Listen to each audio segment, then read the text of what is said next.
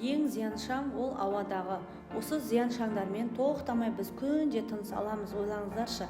Ал хайла шаң сорғышы ауадағы шаңдарды от үйді супер қылып тазалап береді. Үйде мен судың ішіне лимонды турап 40 минутқа бөлмеге қосып қоямын. Үйдің ішінен керемет таудың ауасы шығып тұрады. Ең қызығы, шаңсорғыш үйдің ауасын тазартып, хош иістендіріп, ылғалдандырып, ұйымдай алады. Бұл құрылғы жартылай медициналық болғандықтан аллергиясы бар кісілерге де қолданса болады. Хайла пылесосы қандай функцияларды орындайды? Әлем бойынша фильтрсіз тек сумен жасайтын жалғыз шаңсорғыш.